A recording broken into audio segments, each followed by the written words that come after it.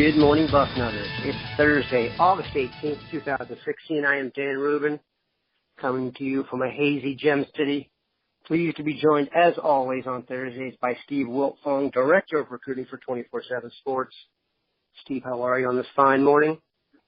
Good morning, Daniel. Doing well. What's the good word up there in Dayton? And then also, what's the good word out of Ohio State fall camp? Oh, they're looking good, man. A lot of young guys getting their stripes pulled off. Yesterday was Dwayne Haskins and Rajay Burns. Had 8 over the weekend. Highlight videos looking good. So I think they're in good shape. I'm higher on them than most nationally, I can tell you that much. So we'll get to where... Most people have them in the top 10.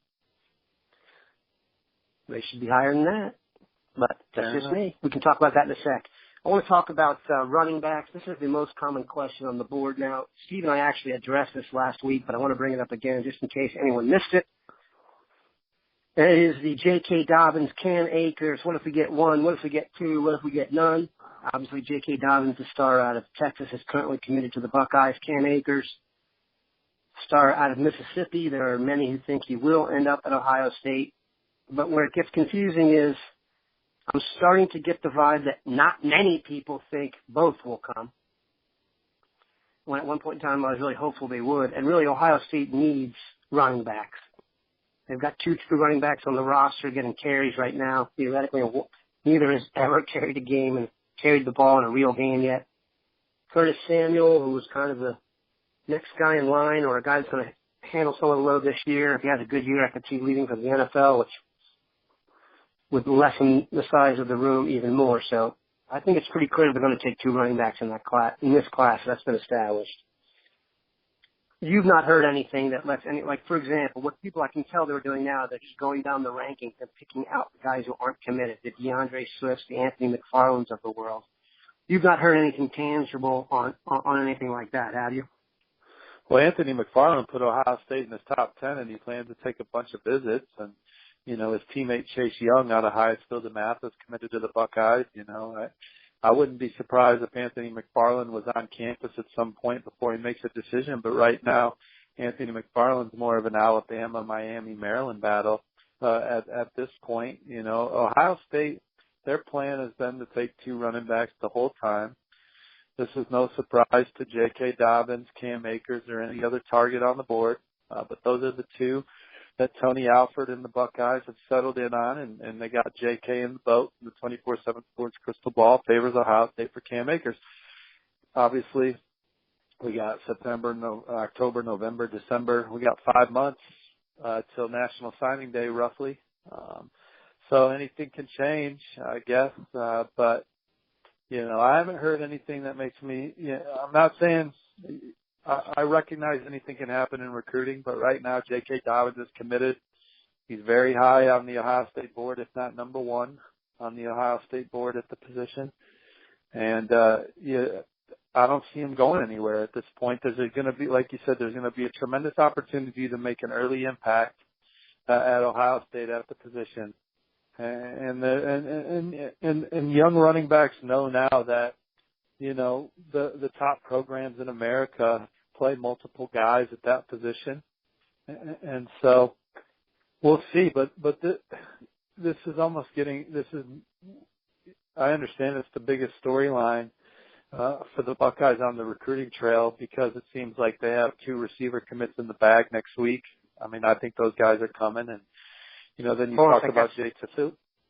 Yeah, Trevon Grimes and Tyjon Lindsey, both 5-star receivers, have planned announcements on Monday and Wednesday, both expected to go to the Buckeyes. Go ahead.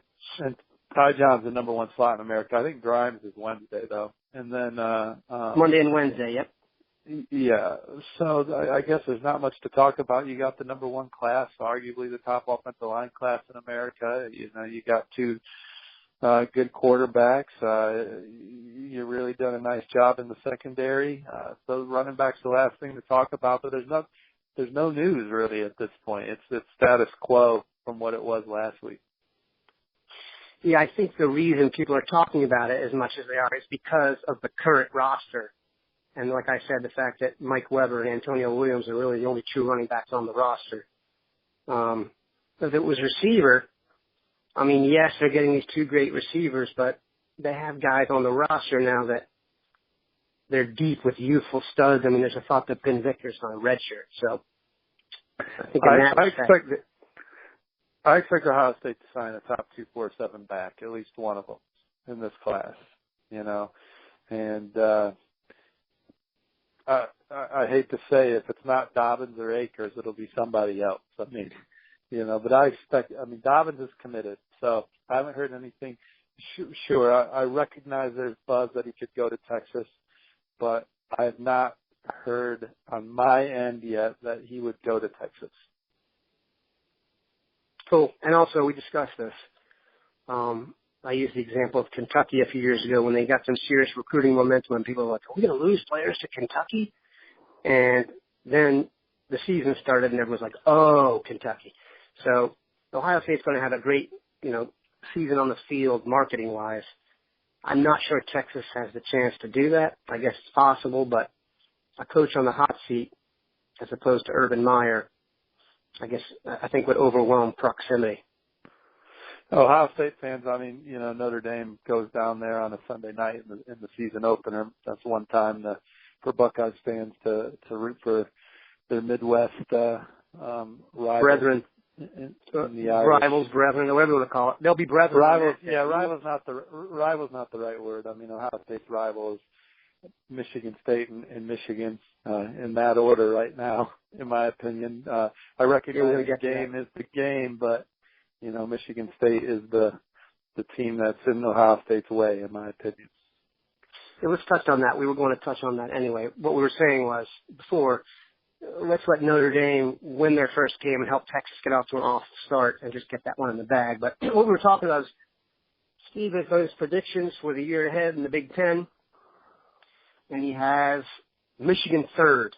And we were discussing that partially because, as everyone knows, Michigan has just been a media, I want to say darling, since Harbaugh's been there.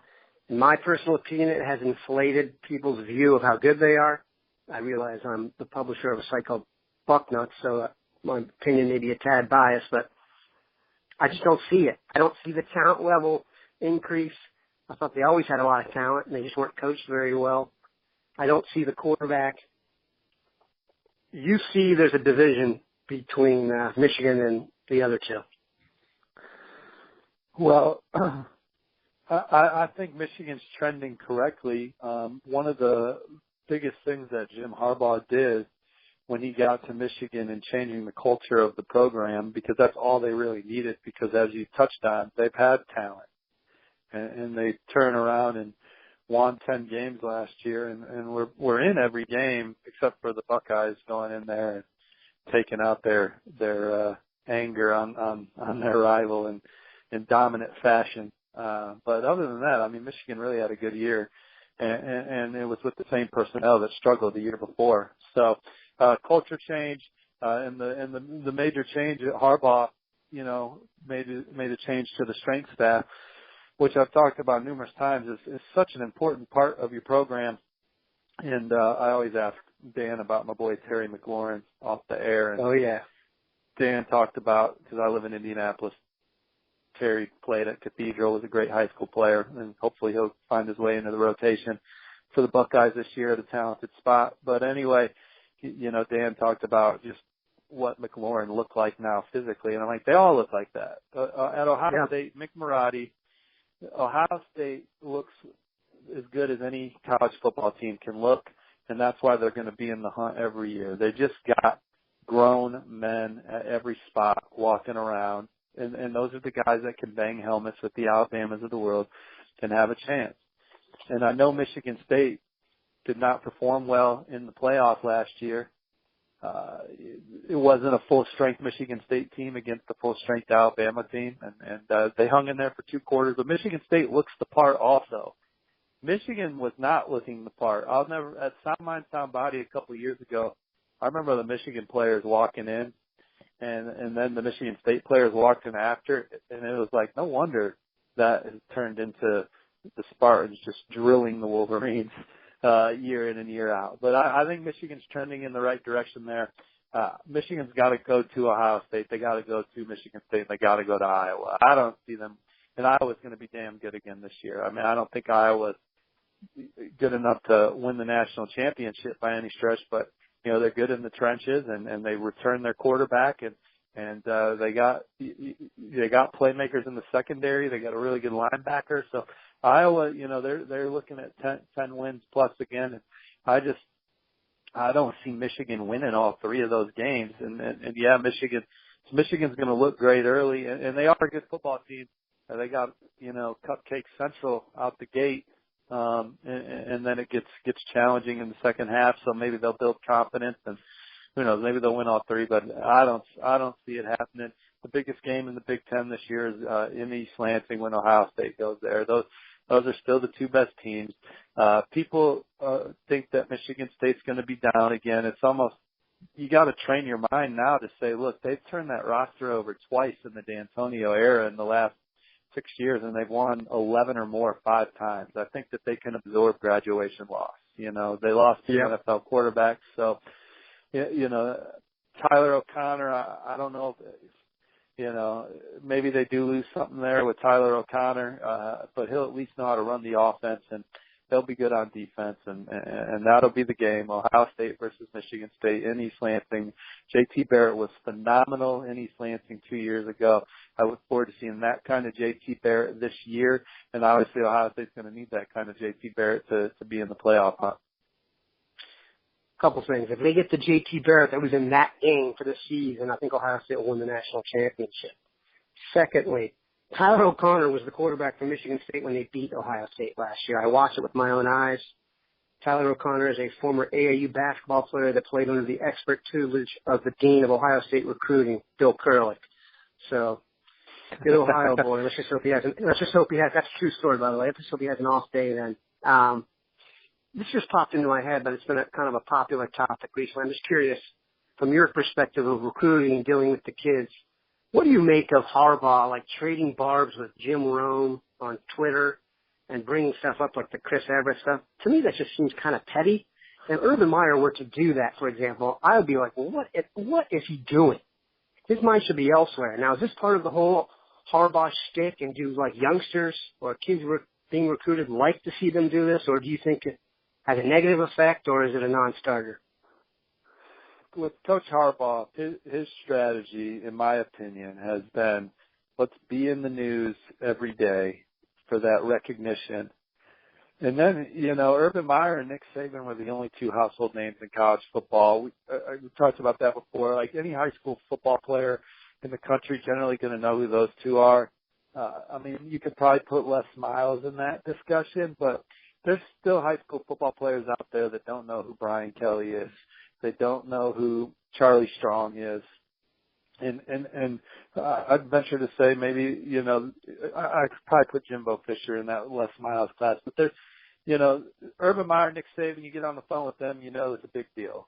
Jim Harbaugh has quickly made himself as more, relevant from a news cycle standpoint. So kids are seeing his name every day. So then when you get on the phone with them, there's intrigue, and he does a good job when he's talking to kids and parents. And it's almost like, man, that's not the guy that's, stoking the fires. He does a good job, and he's involved. He's a head coach, a recruiter, and he's involved in the process.